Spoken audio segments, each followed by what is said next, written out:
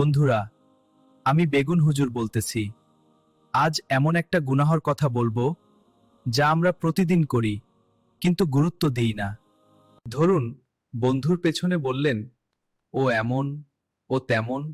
এই কথাই যদি তার কানে যায়, সে কি খুশি হবে?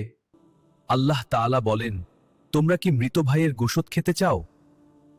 গীবতকে আল্লাহ এত ভয়াবহভাবে বর্ণনা করেছেন, কিয়ামতের দিন আপনার নামাজের নেকি, আপনার রোজার নেকি যার গীবত করেছেন তার কাছে চলে যাবে। আর যদি নেকি শেষ হয়ে যায়, তাহলে তার গুনাহ আপনার কাঁধে চাপানো হবে। আমরা কি কখনো ভেবেছি, হাসতে হাসতে আমরা নিজের আমলনামা খালি করে দিচ্ছি? আজ থেকেই সিদ্ধান্ত নিন, কারো দোষ নয়, কারো অপমান নয়, বরং তার জন্য দোয়া করুন। হে আল্লাহ, আমাদের জিহ্বাকে হেফাজত করুন, আমাদের গীবত থেকে বাঁচান, আমাদের আমলনামা নেক আমল দিয়ে পূর্ণ রাখুন, আমিন।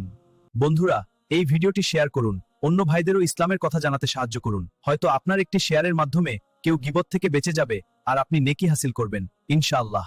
বন্ধুরা, সামনে কোনো বিষয় নিয়ে ভিডিও দেখতে চান, কমেন্টে লিখে জানান। আপনাদের চাওয়া টপিক নিয়েই পরের ওয়াজ বানাবো, ইনশাআল্লাহ।